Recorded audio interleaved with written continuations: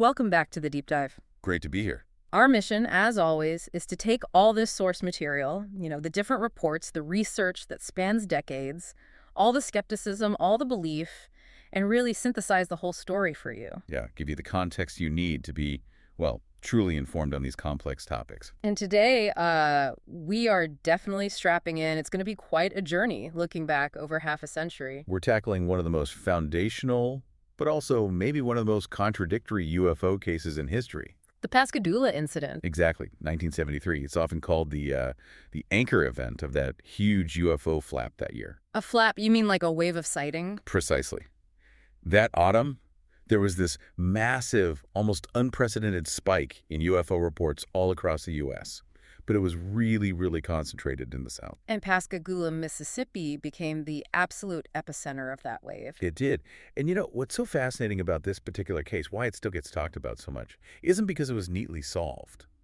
Far from it. No, it endures because of the contradictions, right? Especially in the testimony. Exactly. Those core, unresolvable contradictions. That's what keeps it alive. And that's really our mission today, isn't it? To track the complete evolution of this story. We want to show how the lives of the two witnesses and the narrative itself just completely diverged over 50 years. Yeah, we need to unpack that initial event, the unique strangeness of it back in '73. And then compare it to what emerged decades later, an account that feels much more, I don't know, standard, almost like a trope from abduction stories. That's a good way to put it. Yeah. Okay, so the witnesses, we're dealing with two coworkers, just guys out fishing together. Right. Charles Hickson, he was older, a U.S. Army veteran. Sources list him as either 42 or maybe 45 at the time. And then there was Kelvin Parker, much younger guy. Reports vary a bit, but usually 17, 18, or 19 years old. And that age gap you mentioned is really critical. Oh, absolutely. It plays heavily into how each of them seem to handle the subsequent trauma and the media attention. Okay, let's set the scene. Paint the picture for everyone listening. It's Thursday evening, October 11th, 1973. Mm-hmm. And these two guys are doing something incredibly normal, totally mundane. They're fishing. Off an old kind of abandoned pier, west bank of the Pascagoula River, down in Jackson County, Mississippi. So pretty isolated, quiet. Very isolated. Sources emphasize that. Dark, quiet, probably just enjoying the peace of the evening, which of course makes what happened next even more jarring. Right. That contrast between the calm and the violence of the encounter. They're completely unprepared, just relaxing. So the quiet gets shattered, but not visually at first, right? It was a sound. That's right. The sensory input was auditory initially. They both describe hearing this distinct sound, like a whirring or whizzing. Some reports use zipping. A mechanical kind of sound. Definitely, not something natural. So they look up, trying to find the source of this noise. And then that's when they see it. Two flashing blue lights closing in on them. And that sound detail, the zipping, that stays consistent through all the accounts, which is interesting. Okay, so the object itself, what did they say it looked like? Both men described it pretty consistently. Oval-shaped, or maybe more like a football-shaped object. That big. Small. Relatively small, based on their estimates. They figured maybe 30 to 40 feet across and maybe 8 to 10 feet high. So this wasn't some distant light in the sky. No, this was close, like right there near the pier, over the water. Exactly. Landing or hovering very low. And then comes the part that really cemented this case in, abduction lore. Yeah. They report seeing an opening appear in this object. And from that opening, 3 beings emerge. Beings, not people. Definitely not. And they didn't walk like we do. Whoa. The sources consistently say they glided or floated towards Hickson and Parker. And the effect on the men? Immediate. Total paralysis. That's what they recorded. Just instantly frozen, unable to move. Couldn't run, couldn't fight, couldn't even shout. Nothing. Completely defenseless. The creatures seized them and transported them, floated them, basically, aboard the object. The sheer shock and terror in that moment. Being unable to control your own body. It must have been immense. Knowing you're completely helpless. And it's right here, isn't it? This moment, the seizure, the transport onto the craft, this is where the story fractures, right from 1973. Yes. This is the critical divergence point. It's what has made any definitive analysis, well, pretty much impossible for 50 years. We have to understand this split. Okay, so let's break it down. Charles Hickson, the older man, what was his account of what happened inside? Hickson claimed he remained fully conscious, aware. He could see everything happening, but he was still paralyzed, couldn't react physically. And he reported something specific during the examination. Yes, he claimed that while inside the craft during some kind of examination, he felt a sharp pain. That's a really important detail suggesting a physical interaction occurred, at least for him. Okay, but what about Calvin Parker, the younger witness? Hickson reported something very different about his state, right? That's the crucial part.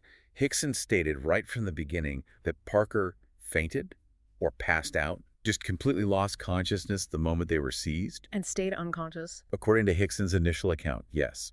Parker remained unconscious until the whole ordeal was over. Wow, okay. And you cannot overstate how important that single claim is? Absolutely not. Parker's alleged fainting is the single most critical, most contested point in the entire history of the Pascagoula incident. Why? Why does it matter so much? Because basically every major psychological theory, every skeptical interpretation trying to explain this without aliens, hinges on that initial report. That the younger man was essentially absent for the core event. Exactly.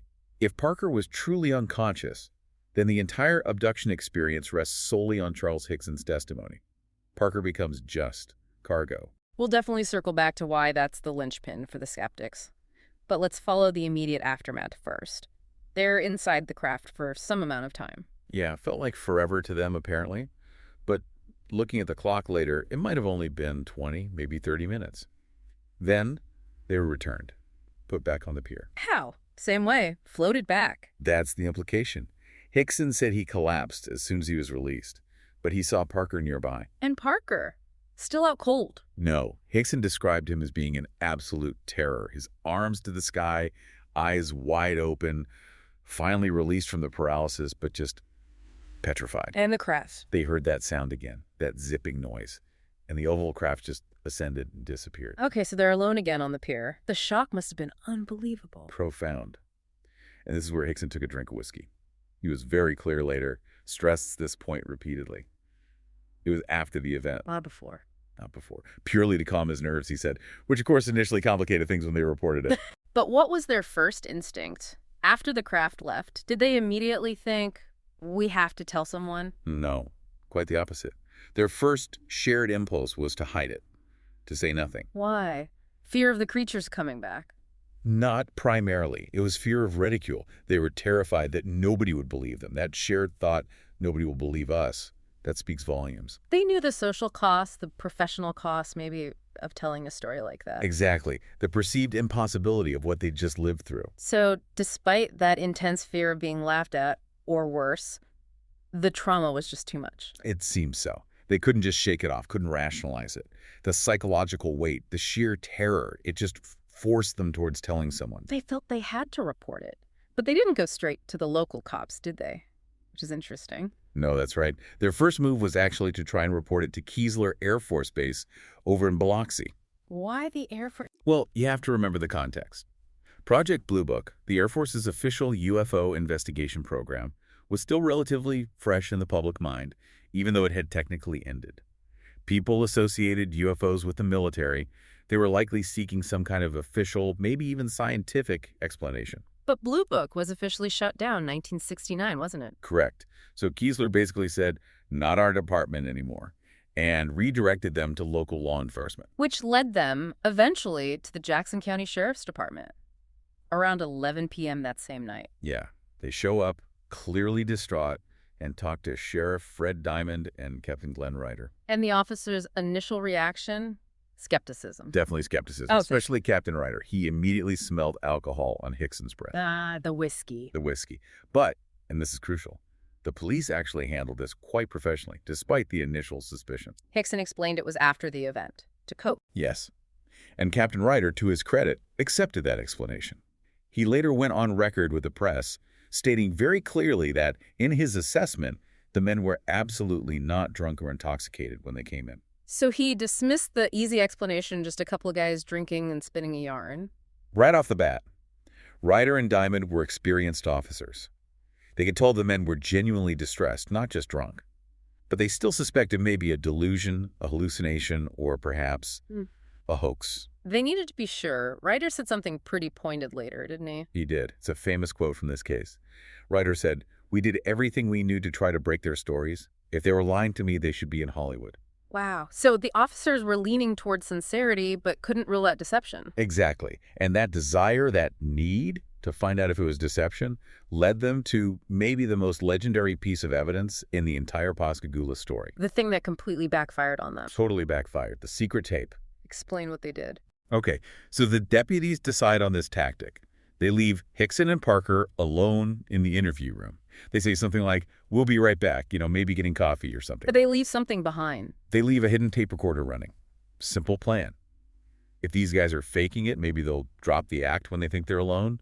Maybe they'll discuss their cover story, admit it's a prank, laugh about it. But that is absolutely not what happened. The complete opposite. That tape recording became primary evidence for the event's subjective reality. What it captured was, well, it was raw, palpable panic, genuine psychological distress. It's chilling to listen to, apparently. It really is. It's the sound of two men who are utterly fractured by what they believe happened to them. And now they're terrified about the consequences of even reporting it. The sheer emotional weight on that tape convinced the police. Convinced them it was aliens. Not necessarily, but it convinced them that, hoax or not, these men sincerely believed they had gone through this terrifying ordeal. Their distress was absolutely real. Can you give us a sense of what's on the tape? Some of the specific things they said. Yeah, Parker, the younger one, sounds completely shattered, almost weeping at points. He says things like, I got to get home and get to bed, or get some nerve pills, or see the doctor or something. I can't stand it. I'm about to go half crazy. Just pure anguish. Total anguish. And then he says, sounding desperate, I came damn near to dying. And Hickson, what's he saying? Hickson is trying to comfort him, but you can hear the fear in his own voice, too. He's reflecting his own terror, and probably feeling responsible for Parker. He says things like, I know it scared me to death too, son, and I told you I wouldn't have believed it if I hadn't seen it. He's trying to be the older, calmer one, but he's clearly shaken. But there's one line, isn't there? The one that really hits home. There is. It's Parker again. Almost shouting in distress, he cries out, What's so damn bad about it? Won't nobody believe it? Wow. Won't nobody believe it? That's the key line. Think about it. That's not the anxiety of a hoaxer worried the police will catch him lying. No, that's the panic of a victim. Exactly. A trauma victim, terrified of the ridicule, the disbelief he knows he's going to face from everyone. How did the police react when they heard that tape? The sources say they were completely surprised. Sheriff Diamond's entire attitude shifted. His demeanor changed to empathy. That tape convinced them. Convinced them the psychological reality was absolute, whatever the physical reality might have been. Precisely. Without that tape recording, honestly, Pascagoula might have just faded away. Become a local legend, maybe. But that tape, it gave the men's subjective experience undeniable weight. It's why we're still dissecting this 50 years later. Okay, so the subjective reality, the sheer terror, seems established by that tape. Now we have to dive into the actual phenomenon they described, because the description of the entities in 1973 is, well, it's remarkably strange, highly specific, and crucially, very unique. Right. It didn't fit the common molds, did it? Yeah. The spacecraft itself was fairly straightforward as these things go. Oval or football shape, 30, 40 feet across, those flashing blue lights, the zipping sound. Okay. Yeah, that part's consistent. But the beings, Yeah. the three creatures that grabbed them, that's where it gets really bizarre and terrifying. What did they look like? Height? About 5 feet tall, and their skin was described as thick, gray, and wrinkled, like an elephant's skin was one comparison used. And their movement. Utterly robot-like or mechanical. They didn't seem to have necks, just the head sitting directly on the torso. Okay, let's get into the facial features, because this is where it gets really weird. Very weird. Minimal features, just slits for the mouth and eyes. But the nose and ears, or where the nose and ears should be, were described as these sharply pointed protrusions. Protrusions? Like what? Even more descriptively, someone called them carrot-like stubs. Just these pointed things sticking out. It's hard to even picture. Carrot-like noses and ears. Bizarre. What about the rest of their anatomy? Hands, legs. The hands were another consistent, strange detail, described as clawed or sometimes pincers or even mitten-shaped. So not like human hands with fingers. Definitely not. The men were clear on that. No standard fingers. And their legs seemed fused together like a single pedestal-like structure below the torso. Which fits with the description of them gliding, Right. right? Not walking. Exactly. It supports that observation. They move stiffly, mechanically, gliding along. Now this description, It's really atypical for 1973 UFO reports, isn't it? Extremely atypical. Yeah. You have to remember, the dominant image of an alien by then, largely thanks to the Betty and Barney Hill case from the 60s, was the gray, you know, large head, big black almond-shaped eyes. Right, the classic alien. These Pascagoula entities were nothing like that. They were profoundly unique, almost sui generis. How do people interpret that uniqueness? Does it help or hurt the case's credibility? Well, it cuts both ways, predictably. Proponents argue the sheer specificity and uniqueness strongly supports authenticity. The logic being, if you were making it up, you'd invent something familiar. Right. Something people expect.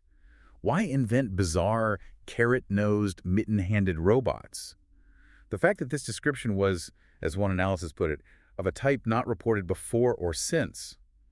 Well, proponents say that points to a genuine encounter with something truly novel and unexpected. Okay, but the skeptics, how do they see the strangeness? Skeptics, like Philip Klass, who we'll get to, argued the extreme weirdness points towards fantasy, towards invention.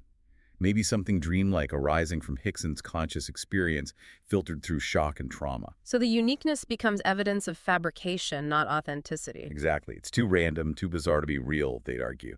It's the ultimate paradox. The stranger the testimony, the harder it is to dismiss as just cultural copying, but maybe the easier it is to dismiss as pure imagination. It's a real catch-22 for investigators. It absolutely is. But the unique entities weren't the only specific detail supporting the men's story that night, were they? There was some independent corroboration. Yes, and this is absolutely vital context. It often gets overlooked in quick summaries, but it's crucial for telling the whole story. We need to talk about Larry Booth. Who was Larry Booth? He was a local guy, ran a service station. He had nothing to do with Hickson and Parker, wasn't fishing with them, just going about his business that evening. And he called the police. He called the sheriff's department, independently, on the same evening, October 11th. When did he call? Before or after Hickson and Parker showed up? Before. Significantly before. Booth called around 8 p.m. that night. That's a full 3 hours before Hicksy and Parker stumbled into the station with their incredible abduction story. Okay, what did Booth report seeing? Did he see aliens? An abduction? No, nothing like that. His report was much simpler, but still highly relevant. He reported seeing a strange craft with a blinking colored light pass overhead. So just an unidentified craft in the sky? Exactly. But the timing and location are key. This independent contemporaneous report doesn't confirm the abduction narrative itself, obviously, but it does confirm that something anomalous, something unidentified, was in the sky over Pascagoula that night. And it was seen by someone completely unconnected to Hickson and Parker. Correct. Which makes it much harder to dismiss the whole thing as just a hallucination shared by two guys on a pier or a hoax they cooked up together. It provides external validation for something strange being present in that specific time window. Okay, so you've got this bizarre testimony, you've got the incredible emotional authenticity proven by that secret tape, you've got police officers leaning towards sincerity, and you've got independent corroboration of a strange craft in the area. Yeah, the combination was potent. It made this case an immediate national sensation. It went viral, 1973 style. And it attracted the big guns, didn't it? The top civilian UFO researchers of the day. Absolutely. They descended on Pascagoula almost immediately. The initial scientific stamp of approval, which gave the case enormous credibility, came from two major figures. Who were they? First, Dr. J. Allen Hynek, probably the most famous name in ufology at the time. He's an astronomer, founder of CUFOS, the Center for UFO Studies, and, maybe most importantly, he was the former lead scientific consultant for the Air Force's Project Blue Book. The ultimate insider turned believer, essentially. His word carried a lot of weight. Immense weight. Uh-huh. And the second key investigator was Dr. James Harder.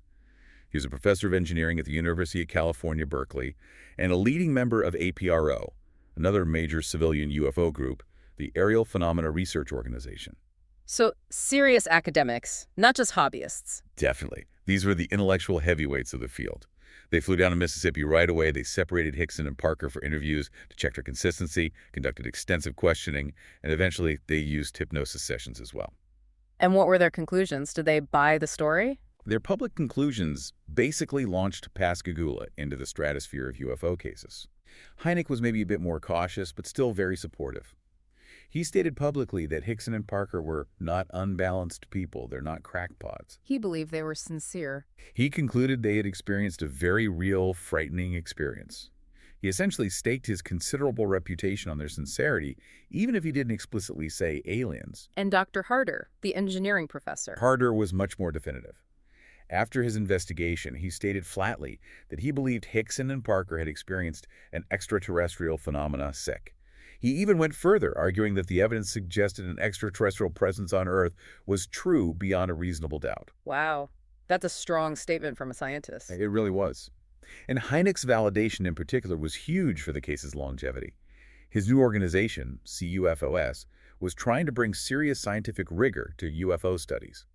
Suddenly, they had this high-profile, apparently credible abduction case as their flagship example. So Pascagoula got this veneer of scientific legitimacy. Exactly. It separated it from the thousands of other, less well-vetted sighting reports during that big 1973 flap. It became, for many, the gold standard. Okay, but science thrives on debate. Where there are proponents, there have to be skeptics, right? Did Pascagoula attract significant criticism? Oh, absolutely.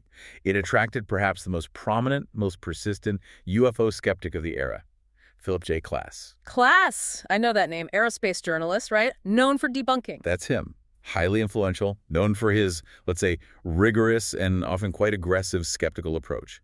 He always looked for conventional terrestrial explanations. And what did Klass make of Pascagoula?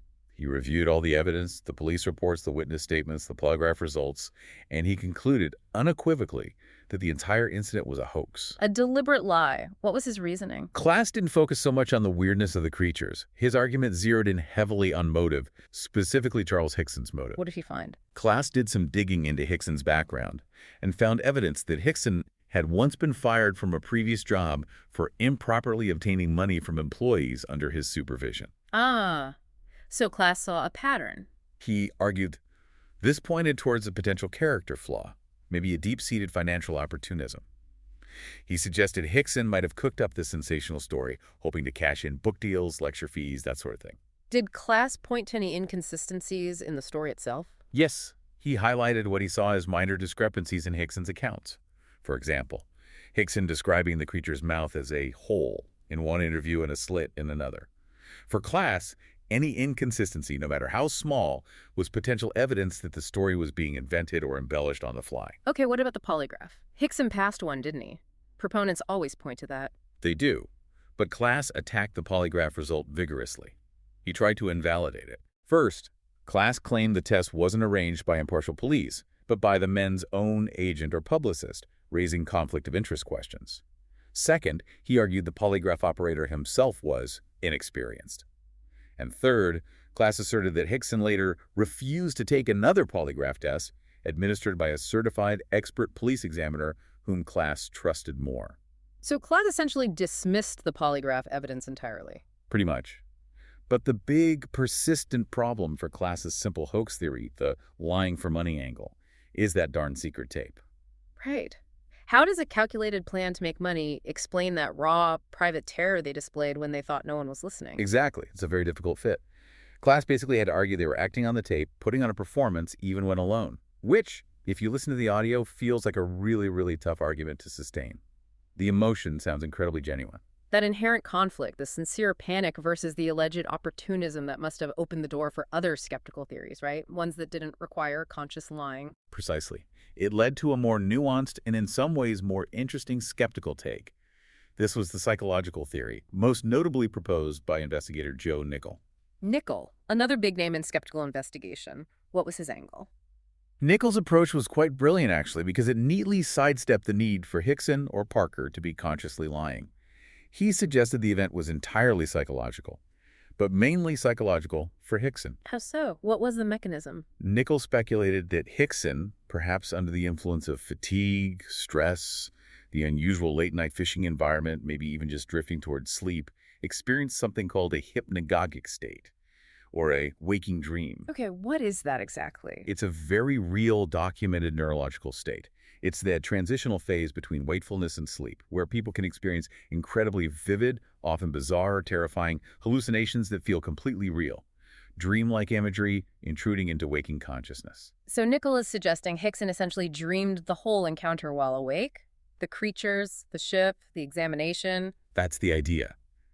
Hickson could genuinely, sincerely believe he experienced it all because the waking dream felt absolutely real to him.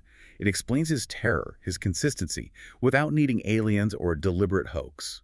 Okay, that's an elegant explanation for Hickson. But what about Parker? He was there too, and he was clearly terrified on that tape. How does Nichols' theory account for Parker? And this is where we come back to that crucial point from 1973. Nichols' entire theory absolutely depends on the original report provided by Hickson that Kelvin Parker passed out, that he was unconscious. If Parker was unconscious, then what? Then the event immediately becomes what's known as a folia at one, literally madness of one. Meaning the abduction only happened in Hickson's mind. Correct. The entire experience, the ship, the creatures, the examination took place solely within Hickson's hypnagogic hallucination. And Parker, the young, impressionable 19-year-old. What about him? He wasn't abducted. He just suffered his own intense emotional breakdown shock, terror reacting to the genuinely terrifying state he saw Hickson in, maybe the weird lights and sounds initially, and then amplified by the subsequent chaos, the police, the media storm. Parker becomes a victim of Hickson's experience through sheer suggestibility and trauma by proxy. So Parker's terror on the tape is real, but it's a reaction to Hickson and the situation, not to being abducted himself. That's the core of Nichols' psychological theory. And you see why Parker's alleged unconsciousness is the absolute linchpin. It makes the theory work. It elegantly explains everything as a genuine, profound psychological trauma originating in one man, with the second man being a sort of collateral damage. That's almost more unsettling in a way, isn't it? The idea that one person's mind could generate an internal reality so powerful it causes a complete breakdown in someone nearby. It really is. And that's why the debate, for decades, kept circling back to that single detail. Was Parker conscious or unconscious? Because if he was unconscious, Nichols' theory is a very strong contender for a non-extraterrestrial explanation. Exactly.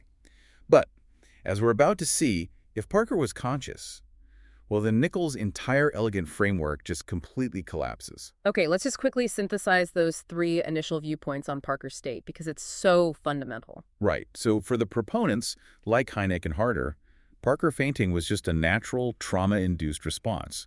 It reinforced the reality of the threat and Hickson's credibility as the conscious observer. For Klass, the hoax theorist, the feint was suspicious. It was a convenient part of the hoax. It made Hickson the sole narrator, giving him control over the story for maximum impact. And for Nichols, the psychological theorist, the feint was absolutely the key. It was the proof Parker didn't share the hallucination, making it a folion, stemming only from Hickson's waking dream. Three completely different interpretations of the exact same reported event. The foundation rests entirely on that moment on the pier. So we need to shift gears now. Move away from the initial 1973 event and the immediate investigations, and look at what happened to these two men over the next, 4.5 decades. Because their paths went in completely different directions, didn't they? Totally divergent trajectories. And that age difference we mentioned, Hickson in his 40s, Parker, just a teenager, seems to have played a huge role in how they coped or didn't cope. Let's start with Charles Hickson, the older man. What path did he take after the initial media storm? Hickson chose the path of, let's call it, public ownership.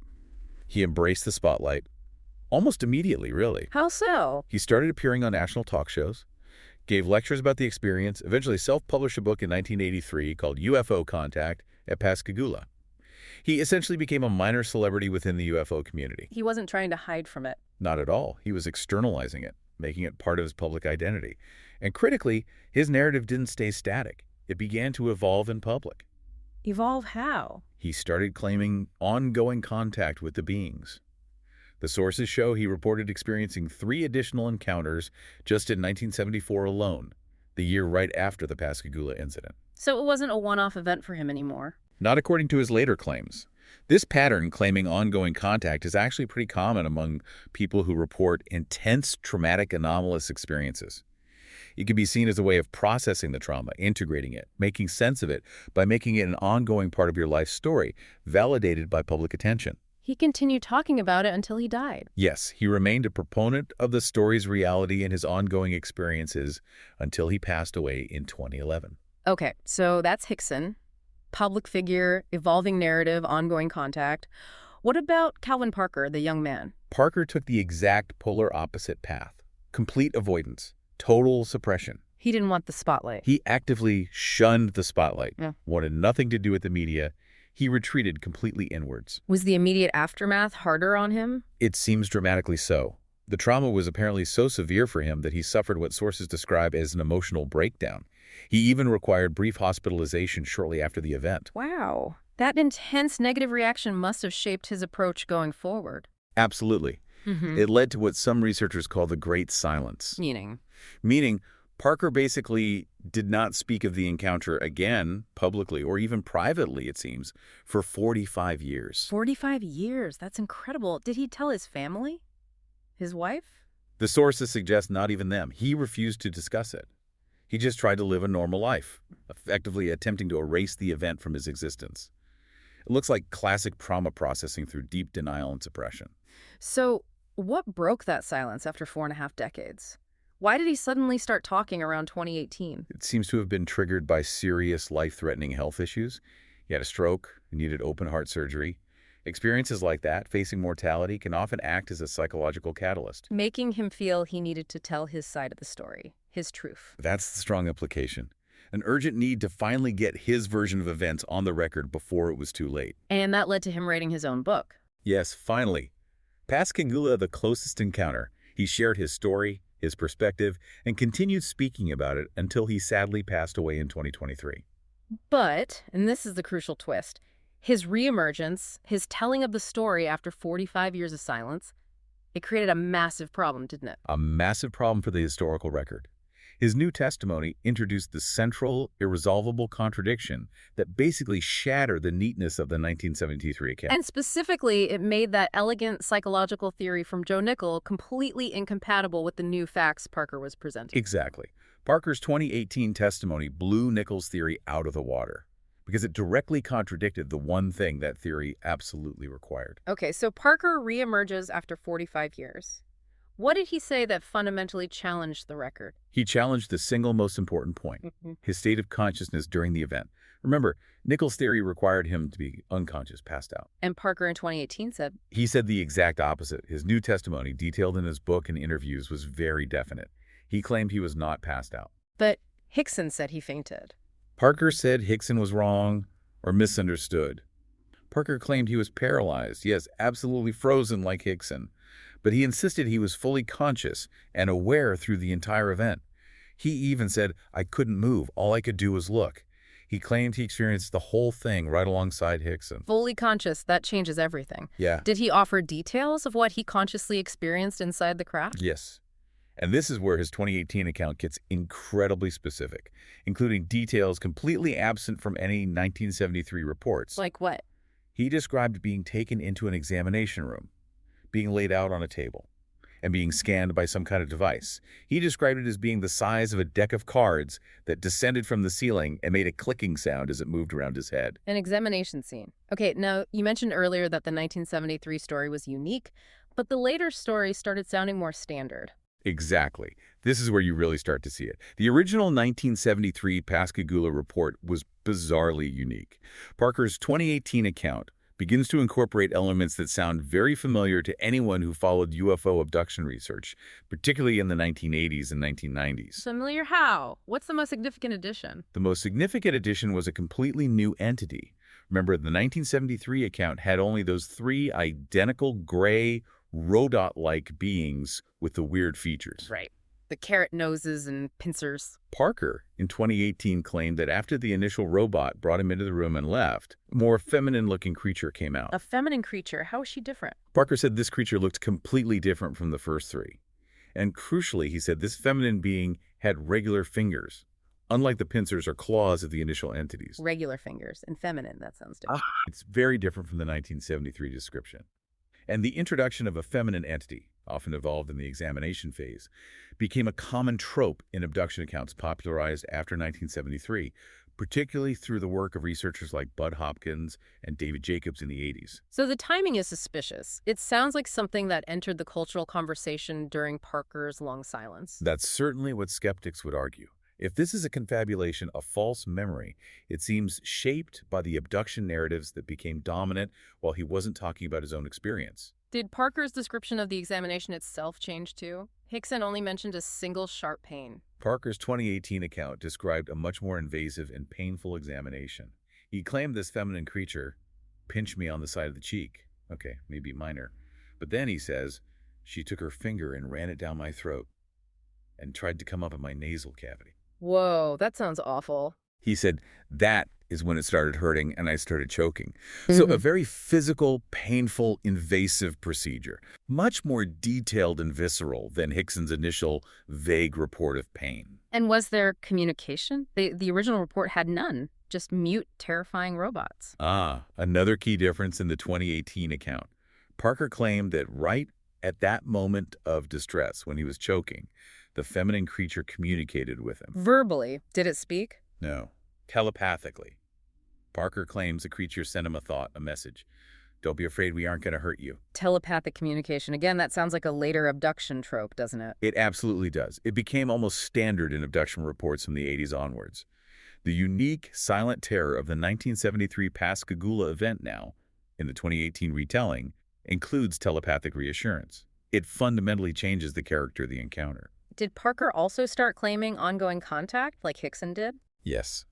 Mirroring Hickson's trajectory, Parker also began to allege, after breaking his silence, that he too had experienced ongoing contact and even reunions with the beings over the decades he was silent. Reunions? That's the term used, including, apparently, a previously unknown encounter from 1992 that was only revealed posthumously after his death in 2023. So the man who supposedly suppressed the memory for 45 years now claims he was actually in somewhat regular contact during that time. That's the contradiction. It's a complete reversal. Okay, this is huge. Let's really lay out the core contradictions side by side. The 1973 record versus the post-2018 testimony from Parker. All right, state of consciousness in 1973 based on Hickson. Parker fainted, passed out. State of consciousness post-2018 from Parker himself. Paralyzed but fully conscious. Examination details in 1973. None reported for Parker because unconscious. Examination details post-2018. Detailed scanning procedure, physical pain, invasive probing by a feminine entity. Entities described in 1973. 3 identical gray robot-like beings with pincer's claws and strange facial protrusions. Entities described post-2018. The initial robot plus a significant, more feminine-looking creature with regular fingers. Communication in 1973. None reported. Mute entities. Communication post-2018. Telepathic reassurance from the feminine entity. Contact after 1973. 45 years of absolute unbroken public silence from Parker. Contact claimed post-2018. Decades of ongoing contact, reunions, and previously unreported encounters during the silent years. It's stark. The two accounts are fundamentally incompatible on multiple core points. Which forces us into 2 completely different ways of interpreting this entire saga, right? This is the modern mystery of Pascagoula. Exactly. 2 mutually exclusive interpretations. Okay, let's hear them. What's the proponent view of Parker's late-stage testimony? The proponent view basically says Parker was never unconscious. He was conscious but paralyzed by shock, just like Hickson. The passed out story in 1973 was either Hickson genuinely misunderstanding Parker's paralyzed state in the chaos, or perhaps Parker himself initially told the police he fainted as a defense mechanism. Like, to avoid having to recount the terrifying details. A common trauma response. Exactly. So in this view, the 2018 account, the conscious experience, the details, the feminine entity that is the actual suppressed truth, the memory he held inside for 45 years finally revealed before his death. The 1973 record was flawed due to trauma and miscommunication. Okay, now the skeptic view. How do they interpret Parker's 2018 account? The skeptic view holds that the original 1973 report Parker passed out is the accurate one. It's the contemporaneous account, closest to the event, and the one that fits the psychological theory. So therefore, the 2018 account is seen as a late-stage fabrication, or perhaps more charitably, a confabulation, a false memory, a story that developed unconsciously in Parker's mind over those 45 silent years. Why would that happen? What would motivate it? Several possibilities. Maybe a desire for closure, a need to make sense of a terrifyingly incomplete memory fragment if he only remembered the beginning and the end. Maybe influence from reading or hearing about other abduction cases over the decades, unconsciously incorporating those standard elements, the feminine entity, the exam, the telepathy, or less charitably, maybe motivated by book sales or attention near the end of his life. So the skeptic view is that he essentially rewrote his own memory to fit a more standard, culturally accepted abduction narrative. That's the essence of it. It turns the mystery away from, did aliens abduct them? Yeah. Towards, How and why did Calvin Parker's memory of the event change so dramatically after 45 years? It becomes a case study in memory, trauma, and cultural influence. Did he suppress a conscious trauma, or did he confabulate a narrative to fill a traumatic gap? And both possibilities seem psychologically plausible, which makes it so difficult to resolve. This case just keeps getting more complex. Are there other pieces of evidence that people still debate, things that could tip the scales? Oh yeah, it's endlessly debatable. Even the polygraph issue, which initially focused just on class attacking Hickson's test, got more complicated. How so? Didn't Parker take one too? Yes. Often lost in the shuffle is the fact that Parker apparently later passed a lie detector test himself. Proponents obviously cite this as further proof of his sincerity, matching Hickson.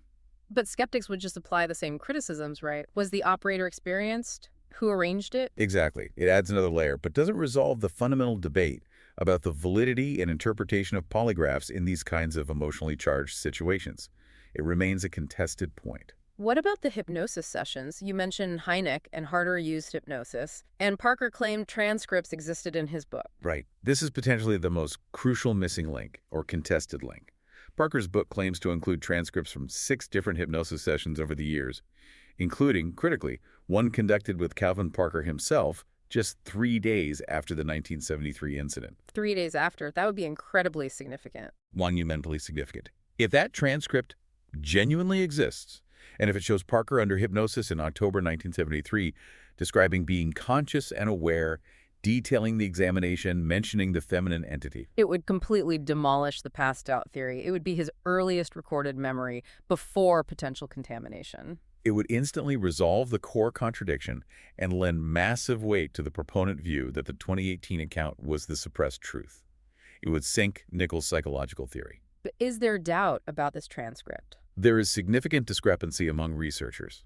Other credible sources who have investigated the case files assert that Parker's early hypnosis attempt in 1973 was actually quickly terminated because he was still in too much shock. Meaning no useful information was obtained? Correct. And these sources suggest that no recording or transcript of this early hypnosis seems to exist, precisely because he was too traumatized to proceed. So we have a direct conflict.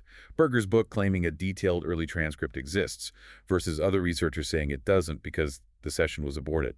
Another unresolvable point, it seems. If the transcript surfaced and was verified, it's a game changer. If it doesn't exist as described, it raises questions about the claims in Parker's book. Precisely. The silence around that earliest hypnotic attempt remains either a gaping hole or a testament to his initial trauma. Any other potential physical evidence mentioned? Parker's book also brought renewed attention to something allegedly in the APRO investigation files, the Aerial Phenomena Research Organization files. It's referred to as the puncture wound document. Puncture wounds, implying injection. That's the suggestion. If this document is authentic and accurately describes medical findings, it could imply that both men showed signs of being injected or having samples taken. Which would strongly corroborate Hickson's original 1973 claim of feeling that sharp pain during his examination. Potentially, yes. It would be physical evidence, however small. But like so much in this field, the documentation itself is often hard to access, its provenance debated, its interpretation contested. It hasn't definitively settled anything. Okay, what about other witnesses? Larry Booth saw a craft hours earlier. Did anyone else come forward later claiming to have seen something relevant that night? Yes, and this is another complex area. In recent years, especially coinciding with renewed media interest, other late-stage witnesses have emerged. It's a phenomenon sometimes called witness clustering. Who's the most notable example in the Pascagoula case? A woman named Maria Blair. She came forward claiming that she and her late husband, Jerry, were actually on the opposite bank of the Pascagoula River that night in 1973. And they saw. She claims they witnessed the abduction itself happening across the river, saw the lights, saw figures. Her testimony was featured quite prominently in a recent docuseries re-examining the case. Wow, direct visual confirmation of the abduction. That sounds huge. It sounds huge. But this type of late-stage witness testimony, emerging decades after the event, especially when linked to a media production, is extremely problematic from an evidentiary standpoint. Why? Memory fades. Influence. Both. How reliable is a detailed memory recalled 50 years later, especially for an event that has become incredibly famous and culturally saturated? There's a high risk of memory distortion or unconscious confabulation. Was there anything else about Blair's story that complicated things? Yes. During the course of the interviews for the docuseries, Blair also revealed, apparently for the first time publicly, that she herself had had extraterrestrial experiences of her own in the years since 1973. Ah, so she wasn't just a neutral bystander witness. Exactly. That revelation significantly changes her role. She shifts from potentially being a simple, objective corroborator of the Hicks and Parker event to being someone with her own ongoing narrative involving extraterrestrial encounters. It makes it much harder to assess her 1973 claim independently. Skeptics would likely see that as noise, right? Generated by the case's fame. That's typically how late-stage witness clustering, especially when accompanied by the witness's own anomalous claims, is viewed by skeptical investigators. It adds complexity, but rarely clarifies the original event. Okay, regardless of the ultimate truth, what was the impact of this story back in 1973? How did people react? The impact was immediate, massive, and undeniable. The story spread like wildfire. Headlines screamed about UFOs across the South, like UFO reports swamp Mississippi. Was there actual panic? Oh, genuine panic. The local reaction in and around Pascagoula was described as hysteria. It shows just how powerfully this event gripped the community. Thousands of people, believers, the curious, the media, apparently flooded into Pascagoula. Trying to see something themselves. Presumably. The sources paint a picture of a town completely overwhelmed and, frankly, scared. Are there any specific anecdotes that capture that level of fear? There are some truly bizarre details that perfectly illustrate the atmosphere. Apparently, some locals started meticulously covering the windows of their homes with layers of aluminum foil. Aluminum foil, why? The belief, or fear, was that it would prevent the aliens from melting their brains or maybe reading their thoughts. That's not just curiosity. That's genuine, widespread fear driving unusual behavior. Wow. Did the local government get involved? Amazingly, yes.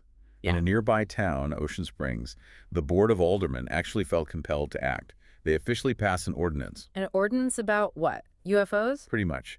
The ordinance instructed residents not to harm the aliens if they landed, and it specifically prohibited firing a gun at the creatures. They passed a law telling people not to shoot the aliens. Yes. It's incredible. It shows that the possibility felt so real, the public panic so tangible, that the local government felt they needed to legislate potential human-alien interactions to prevent violence. It's a remarkable historical footnote. So the case clearly had a massive cultural footprint right away. How is it viewed in the broader history of ufology? It's considered absolutely seminal, often ranked alongside the Betty and Barney Hill case as maybe the second most famous UFO abduction case in history. And did it change public perception at all? Many argued that it did help, to some extent, to erase the negative stigma around reporting UFO experiences back then. Why this case specifically? Because Hickson and Parker weren't easily dismissed. They had the support of the local police, who vouched for their sincerity, even if not the event itself. And they had the validation of prominent, established scientists like Dr. Hynek investigating and taking them seriously. That combination gave the abduction phenomenon a level of mainstream attention and tentative credibility it hadn't really had before. And the legacy today. How does Pascagoula remember the incident? The legacy is cemented. The event is now fully woven into the town's identity. It's gone from being a source of panic and controversy to something that's almost celebrated. How so? There's now an official Mississippi state historical marker right near the site commemorating the alleged 1973 abduction. It has officially transitioned from a contested traumatic event into accepted local history and American folklore.